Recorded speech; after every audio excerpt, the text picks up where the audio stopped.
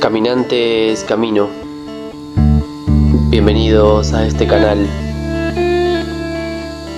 para encontrarnos con Dogma y Ritual de la Alta Magia de Eliphas Levi. Abrimos capítulo número 16, los hechizos. Fons Oculus Fulgur.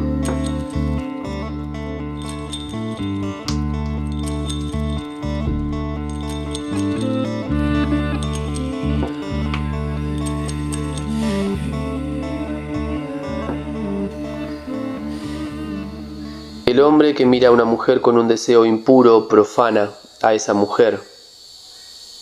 Ha dicho el gran maestro: lo que se quiere con perseverancia se hace. Toda voluntad real confirma por actos. Toda voluntad confirmada por un acto es un hecho. Todo hecho está sometido a un juicio, y este juicio es eterno. Estos son dogmas y principios. Según estos principios y estos dogmas, el bien o el mal que deseéis, sea a vosotros mismos, sea a los demás, en la extensión de vuestro querer y en la esfera de vuestra acción, ocurrirá infaliblemente, sea a los demás, sea a vosotros mismos, si confirmáis vuestra voluntad y si fijáis vuestra determinación por hechos. Los hechos deben ser análogos a la voluntad. La voluntad de causar mal o de hacerse amar debe ser confirmada para ser eficaz por actos de odio o de amor. Todo lo que lleva la huella de un alma humana pertenece a esa alma. Todo lo que el hombre se apropia de cualquier modo se convierte en su cuerpo, en la acepción más amplia de la palabra, y todo cuanto se hace al cuerpo de un hombre lo siente, sea mediata, sea inmediatamente su alma. Por esto es por lo que toda especie de acción hostil al prójimo es considerada por la teología moral como un comienzo de homicidio. El hechizo es, pues, un homicidio, y un homicidio tanto más cobarde cuanto que escapa al derecho de defensa de la víctima y a la venganza de las leyes. Establecido este principio para tranquilidad de nuestra conciencia y advertencia a los débiles, afirmemos sin temor que el hechizo es posible. Vayamos más lejos y afirmemos que es no solamente posible, sino de algún modo necesario y fatal. Se verifica incesantemente en el mundo social, aun sin saberlo los agentes ni los pacientes. El hechizo involuntario es uno de los más terribles peligros de la vida humana. La simpatía pasional somete necesariamente el más ardiente deseo a la más fuerte voluntad. Las enfermedades morales son más contagiosas que las físicas, y hay en ellas tantos éxitos, por preocupación y moda, que hasta podrían compararse con la lepra o con el cólera.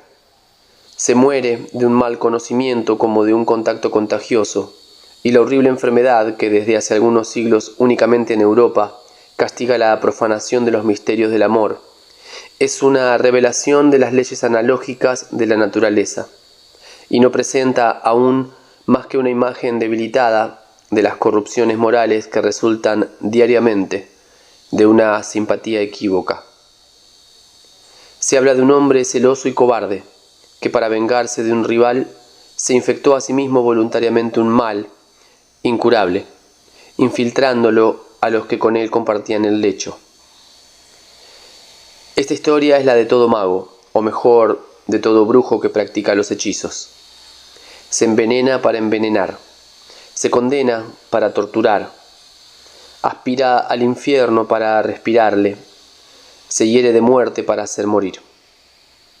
Pero si para eso tiene el triste coraje, no es menos positivo y cierto que envenenará y matará por la proyección sola de su voluntad perversa. Pueden existir amores que maten lo mismo que el odio, y los hechizos de la benevolencia son la tortura de los malvados. Las oraciones que se dirigen a Dios para la conversión de un hombre llevan la desgracia a ese hombre si él no quiere convertirse. Hay, como ya lo hemos dicho, fatiga y peligro en luchar contra las corrientes fluídicas excitadas por cadenas de voluntades unidas. Existen pues dos clases de hechizos: el hechizo involuntario y el hechizo voluntario. Pueden también distinguirse el hechizo físico y el hechizo moral. La fuerza atrae la fuerza, la vida atrae la vida, la salud atrae la salud. Esta es una ley de naturaleza.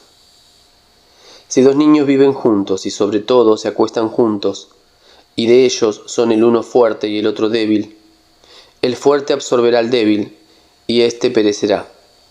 Por esta sola causa es importante que los niños se acuesten solos. En los colegios ciertos alumnos absorben la inteligencia de sus demás condiscípulos, y en todo círculo de hombres pronto se encuentra un individuo que se apodera de la voluntad de los demás.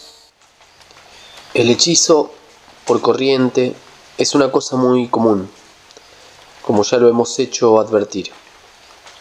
Se siente uno impulsado por la muchedumbre en lo moral como en lo físico.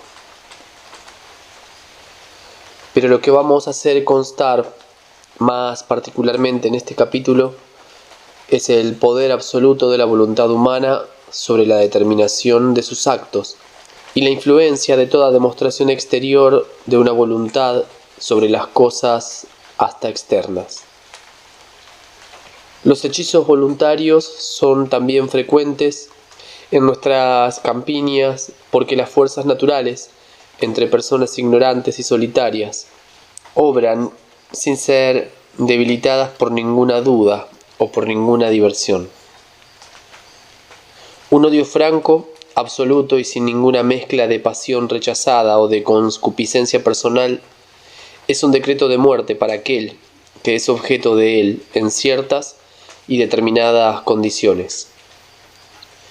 Digo sin mezcla de pasión amorosa o de concupiscencia porque un deseo, siendo una pasión, contrabalancea y anula el poder de proyección.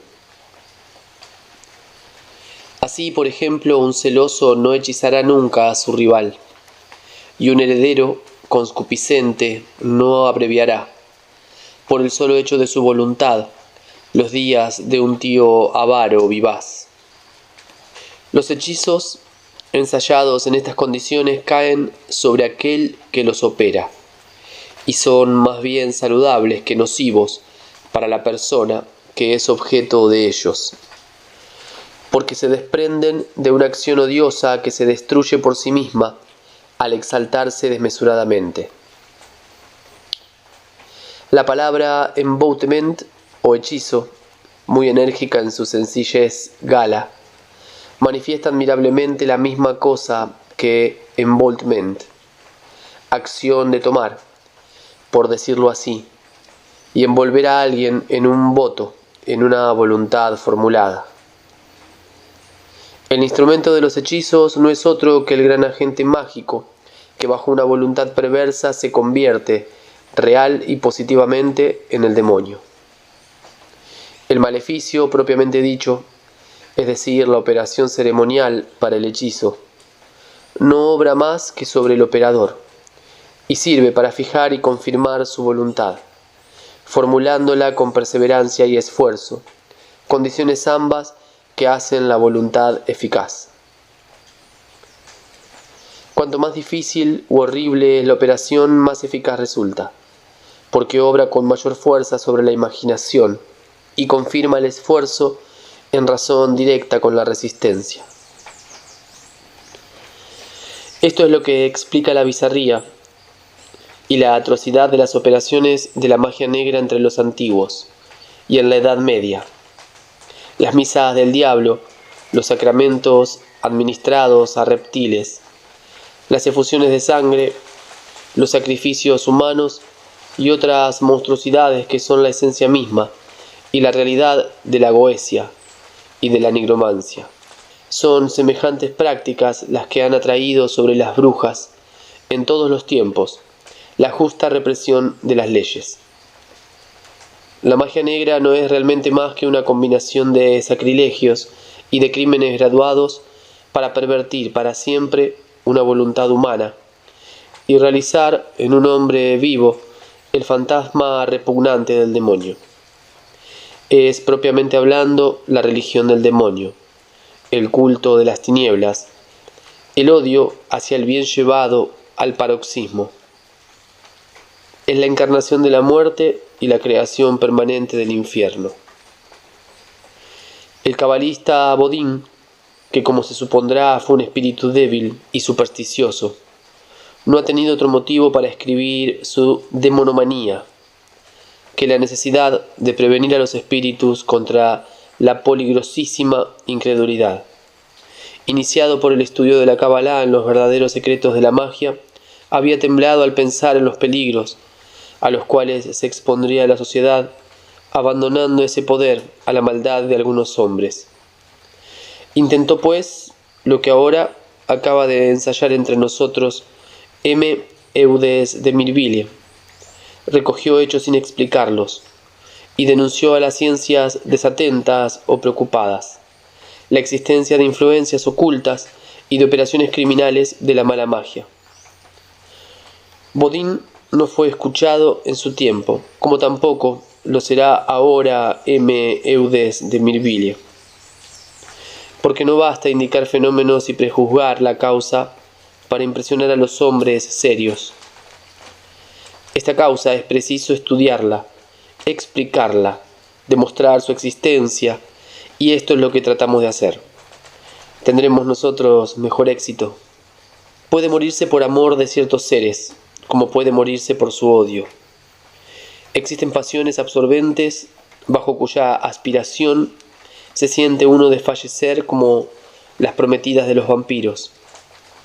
No son únicamente los malvados los que atormentan a los buenos, sino que son a su vez los buenos quienes atormentan a los malvados. La dulzura de Adán era un amplio y penoso hechizo, debido a la ferocidad de Caín. El odio al bien entre los malvados procede del mismo instinto de conservación. Por otra parte, estos niegan que lo que los atormenta sea el bien, y se esfuerzan por mostrarse tranquilos, desafiando y justificando el mal.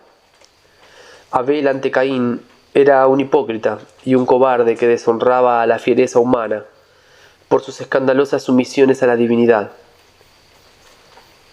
¿Cuánto no ha debido sufrir el primero de los asesinos antes de proceder al espantoso asesinato contra su hermano? Si Abel hubiera podido comprender, le habría causado horror. La antipatía no es otra cosa que el presentimiento de un probable hechizo que muy bien pudiera ser de amor o de odio, porque se ve con frecuencia suceder al amor la antipatía. La luz astral nos advierte acerca de las influencias venideras por medio de una acción ejercida sobre el sistema nervioso, más o menos sensible y más o menos viva. Las simpatías instantáneas, los amores fulminantes, son explosiones de luz astral motivadas tan exactamente y no menos matemáticamente explicables y demostrables que las descargas eléctricas de fuertes y poderosas baterías. Puede verse por todas partes cuántos y cuán grave son los peligros que amenazan al profano que juega sin cesar con fuego sobre pólvoras que no ve. Nos hallamos saturados de luz astral y las proyectamos sin cesar para dar lugar a nuevas impregnaciones. Los aparatos nerviosos destinados, sea para la proyección, sea para la atracción, tienen particular asiento en los ojos y en las manos. La polaridad de éstas reside en el pulgar y es por esto, por lo que, siguiendo la tradición mágica, conservada aún en nuestros campos, cuando uno se halla en compañía sospechosa, se coloca el dedo pulgar replegado y oculto en la palma de la mano, evitando fijarse en nadie, pero tratando sin embargo de ser el primero en mirar a aquellos de quienes algo tenemos que temer, a fin de evitar las proyecciones fluídicas inesperadas y las miradas fascinadoras. Existen también ciertos animales cuya propiedad no es otra que la de romper las corrientes de luz astral por una absorción que les es peculiar. Estos animales no son violenta y soberanamente antipáticos y tienen en su mirada algo que fascina. Tales son el sapo y el basilisco. Estos animales, domesticados y llevados vivos o guardados en las habitaciones en que vivimos, garantizan de las alucinaciones y de las ilusiones de la embriaguez astral. La embriaguez astral, palabra que aquí escribimos por primera vez y que explica todos los fenómenos de las pasiones furiosas, de las exaltaciones mentales y de la locura. Criad sapos y basiliscos, mi querido señor, me diría un discípulo de Voltaire. Llevadlos encima y no escribáis más. A esto puedo responder que pensaré en ello seriamente en cuanto me sienta dispuesto a reír de lo que ignoro y a tratar de locos a los hombres de quienes no comprendan ni la ciencia ni la sabiduría. Paracelso, el más grande de los magos cristianos, oponía al hechizo las prácticas de un hechizo contrario. Componía remedios simpáticos y los aplicaba, no a los miembros que padecían, sino a representaciones de esos mismos miembros, formadas y consagradas según el ceremonial mágico. El éxito era prodigioso y nunca médico alguno consiguió las maravillosas curas de Paracelso. Pero Paracelso había descubierto el magnetismo mucho antes que Mesmer y había llevado hasta las postreras consecuencias tan luminoso descubrimiento, o más bien esa iniciación en la magia de los antiguos que más que nosotros comprendían el gran agente mágico y no hacían de la luz astral, del ázoe, de la magnesia universal de los sabios, un fluido animal y particular emanado únicamente de algunos seres especiales. En filosofía oculta, Paracelso combate la magia ceremonial, de la que ignoraba tal vez el terrible poder, pero de la que quiso sin duda describir las prácticas, a fin de desacreditar la magia negra.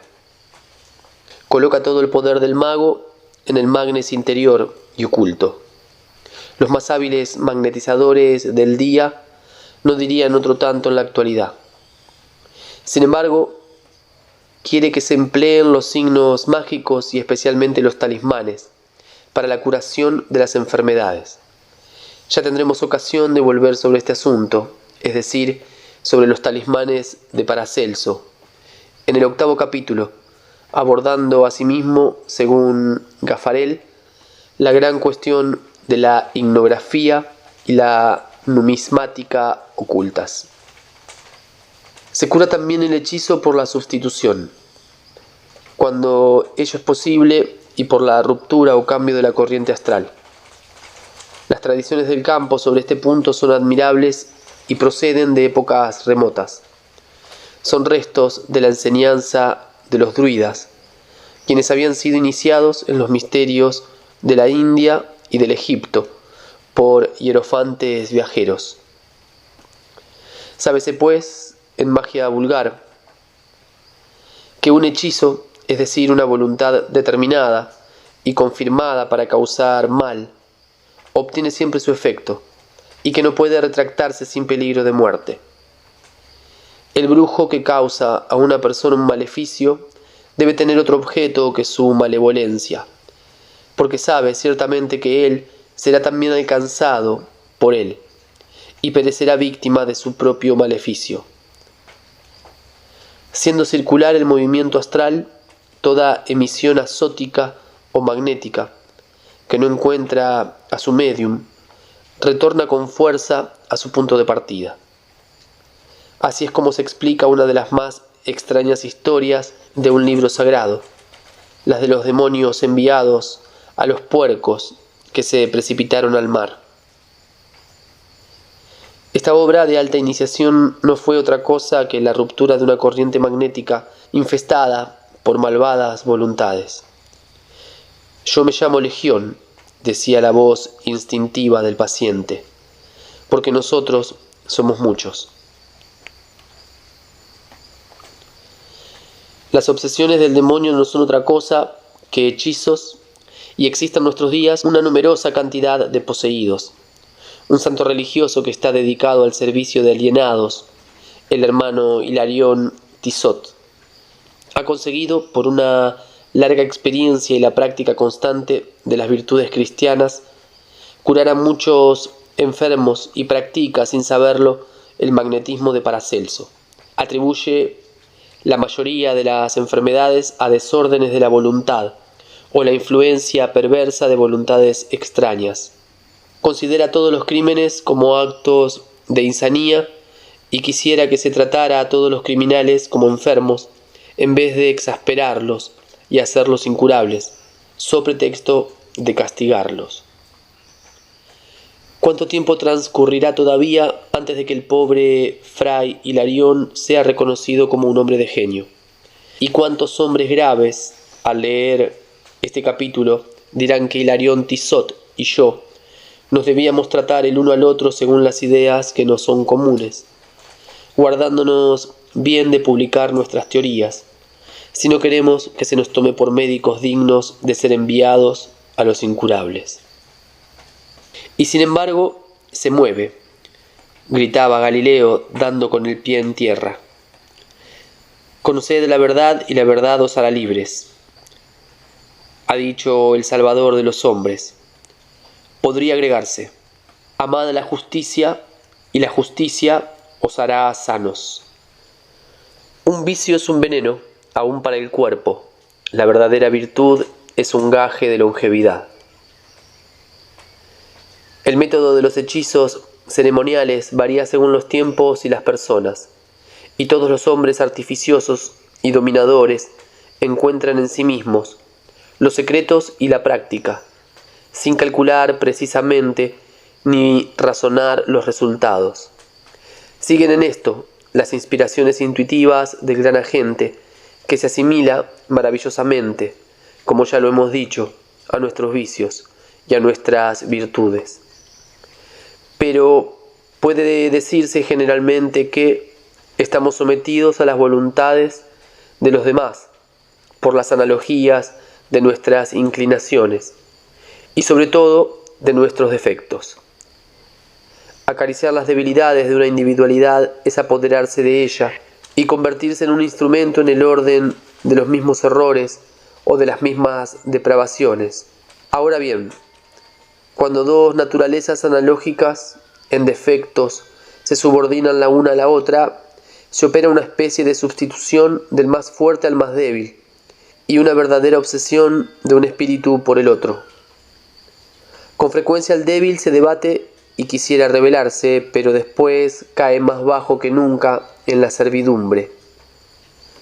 Así es como Luis XIII conspiraba contra Richelieu y luego obtenía hasta cierto punto su gracia por el abandono de sus cómplices.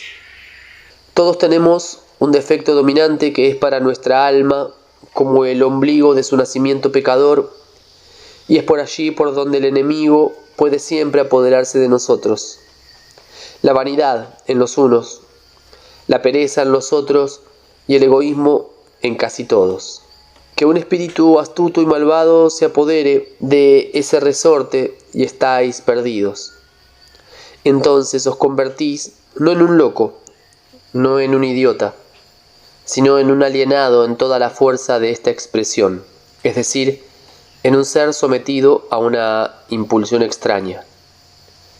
En este estado sentís un horror intuitivo por todo aquello que pudiera devolveros la razón, y ni aun siquiera queréis escuchar las representaciones contrarias a vuestra demencia. Es una de las enfermedades más peligrosas que pueden afectar a la moral humana. El único remedio aplicable a esta suerte de hechizo es el de apoderarse de la misma locura para curarla y hacer encontrar al enfermo satisfacciones imaginarias en un orden contrario a aquel en que se ha perdido. Así, por ejemplo, curar a un ambicioso haciéndole desear las glorias del cielo, remedio místico.